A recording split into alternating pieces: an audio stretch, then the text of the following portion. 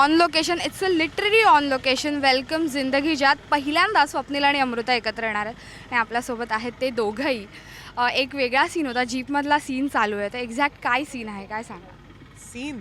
Scene असं आहे की स्वप्नील जे आहे ते मला निसर्ग दाखवायला नेत आहे आणि ते मला सांगत आहेत की लाईफ इज ब्युटिफुल आणि तुझ्या आजूबाजूला बघ, जरी आपण मुंबईत राहत असलो तरीसुद्धा तितकंच हिरवंगार आहे आणि तितकंच सुंदर आहे निसर्ग. कितवा दिवस आहे शूटिंगचा, काय कसं?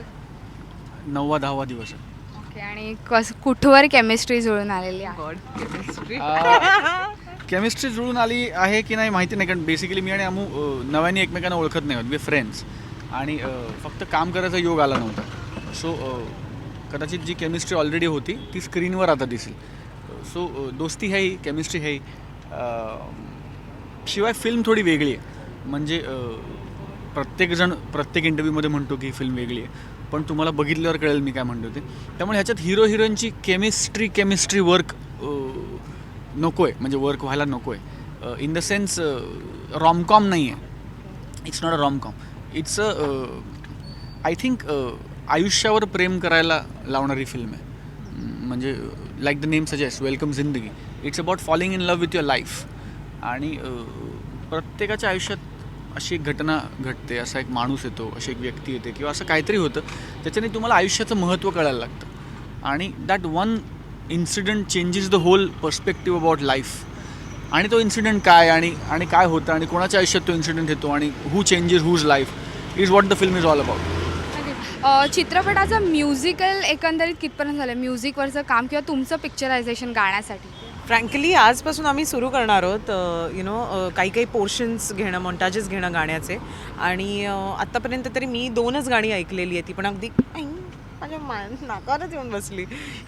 आणि आतापर्यंत मी आय थिंक 2च गाणी ऐकलेली आहेत. So we are just shooting आता, असं काही लिपसिंग असं काही गाणं नाही आहे. आणि आत्ता जे आमचं गाणं ह्या पर्टिक्युलर सीनसाठी आहे ते खूप मॉन्टाजेस आहे. सो वी आर ड्रायव्हिंग इकडून तिकडे, वी जस्ट टॉकिंग, मग मध्येच गाण्यामध्ये सीन येतो, मग आम्ही बोलतोय, मग परत गाणं सुरू होतं, असं सगळं चालू आहे. नक्कीच.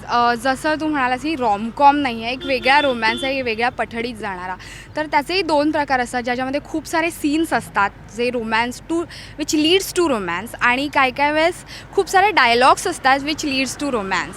तर ह्याच्यातला कुठचा आहे प्रकार? नाही, मला वाटतं ह्यातला कुठलाच नाही आहे. एक नवीन प्रकार तुम्हाला बघायला मिळेल. आय थिंक आमचा रायटर गणेश मतकरी आणि आमचा डिरेक्टर उमेश घाडगे या दोघांनी उत्तम स्क्रीन प्ले आणि डायलॉग्सची बांधणी केली आणि त्या अनुषंगाने आम्ही शूटिंग करतो आहे. It's very nice. काही सीन्समधनं रोमॅन्स पुढे जातो, काही छोट्या लाईन्समधनं रोमॅन्स पुढे जातो. So I think it's a mix of both the things ज्या तू म्हणते.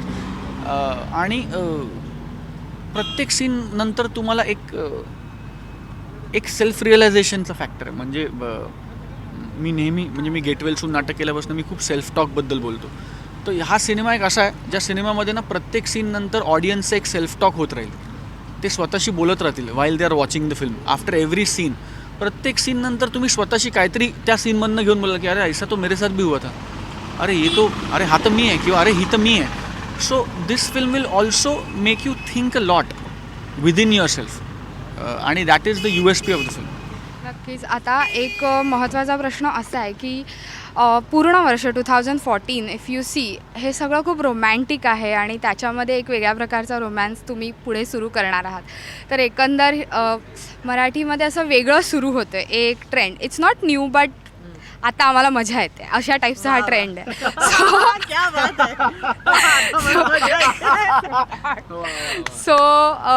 सो काय सांगाल एकंदर हा ट्रेंड पुढे सर?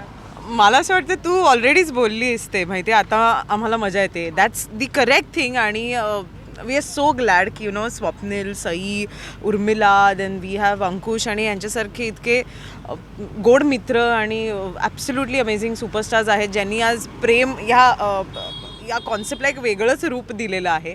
आणि ते पाहायला, एक्सपिरियन्स करायला खूप मजा येते. मी डाय हार्ड प्रेमाची ताकद बघा तुम्ही, ती प्रेमाबद्दल बोलायला लागली आणि पाऊस पडायला. पण आय थिंक इट्स लवली. आणि त्याच्यामुळे ना आज मी आत्ता त्याला व्हॅनिटी तेच सांगत होते की आत्ता मुलींना एक हिरो मिळाला टू ड्रूल ओव्हर की यार मला ह्याच्या प्रेमात पडायचं आहे, किंवा you have Sai, you have Urmila, यार मला ही आवडते, हां म्हणजे आता मीच काय माझं नाव घेऊ. आणि मला असं होतं की नाव they have actually got a person, a hero where college girls म्हणू नका किंवा काल आता आमच्या इथे खूप बायका आलेल्या आहेत त्या स्वप्नील जोशी असं वगैरे जे काही करत होत्या ना, C could see the blush आणि सगळं जे काही एका बाईला व्हायला पाहिजे ना प्रेमात पडल्यावर ते सगळं आत्ता दिसतं आम्हाला स्वप्नीलच्या आसपास. So it's amazing to see that.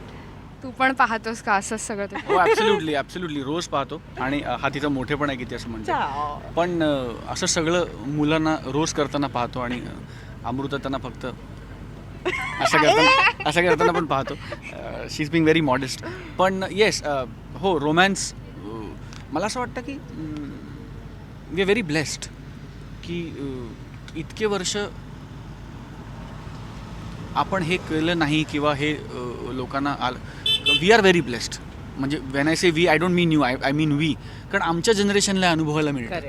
म्हणजे आता पुढची 10 वर्ष हे चालेल. आता म्हणजे यश चोप्रा साहेबांचे सिनेमे बघत बघत मोठे झालो. त्यांनी 50 वर्ष रोमॅन्स आपल्याला करायला लावला, आपल्याला शिकवला. आपण आत्ता हे मराठीत सुरू केलं. So I think we have a long way to go. आणि वी आर व्हेरी फॉर्च्युनेट की उत्तम दिग्दर्शक, उत्तम कथानकं आणि उत्तम ॲक्टर ॲक्ट्रेसेस या सगळ्यांची सांगड घातली जाते वेगवेगळ्या प्रोजेक्ट्समध्ये.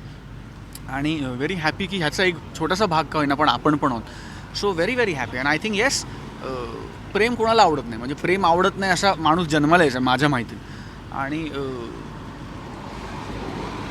प्रेम कुठल्याही प्रकारात, कुठल्याही फॉर्ममध्ये, कुठल्याही पद्धतीने तुम्ही म्हणा, म्हणजे विदाऊट डायलॉग सिनेमा चालतो प्रेमावरचा, विदाऊट गाणी सिनेमा चालतो प्रेमावरचा, 9 गाणी असलेला सिनेमा चालतो प्रेमावरचा, खूप टॉकी चालतो प्रेमावरचा, खूप थ्रिलरिश पण प्रेम चालतो सिनेमा.